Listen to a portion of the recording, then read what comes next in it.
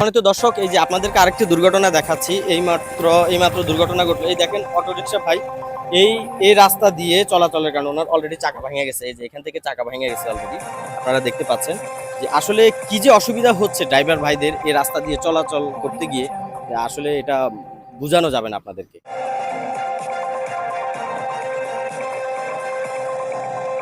Guys, আসসালামু আলাইকুম। আজকে চলে আসলাম নতুন একটা জায়গায়, রাস্তায়। আমি বর্তমানে যেখানে দাঁড়িয়ে আছি এখানে মূলত এই রাস্তাটি হচ্ছে লাকসাম ও মনোহরগঞ্জের সব থেকে ব্যস্তময় রাস্তা হচ্ছে এই রাস্তাটি।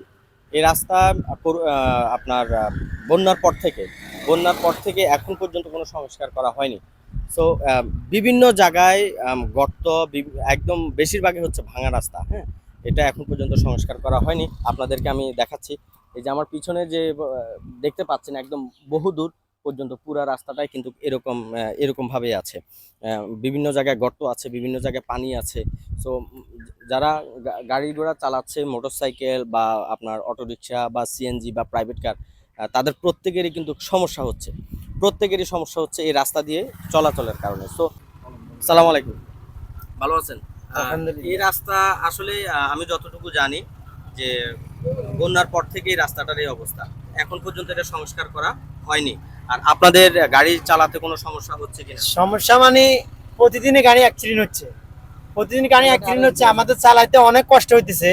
আমাদের মানে প্রতিদিন গাড়ি নষ্ট হচ্ছে, প্রতিদিন গাড়ি উল্টে যাচ্ছে, এই অবস্থা চলে যাচ্ছে। কেউ দেখানোর কেউ নেই, বৃষ্টি হলে আরো বেশি কেউ নেই। মানে এখানে পানি জমে গেলে গাতা দেখা যায় না। এখানে অনেক মানুষ চলাফেরা করে, হাজার মানুষ চলাফেরা করে, অনেক কষ্ট হইতেছে মানুষ। আপনারা অলরেডি জানেন যে রাস্তাটি দীর্ঘদিন যাবত এখানে এভাবে পড়ে আছে। সো প্রত্যেকেরই কিন্তু এটা সমস্যা হচ্ছে। যেমন যাত্রীদের সমস্যা হচ্ছে, ঠিক তেমনি যারা ড্রাইভার ভাইরা আছে তাদেরও কিন্তু সমস্যা হচ্ছে।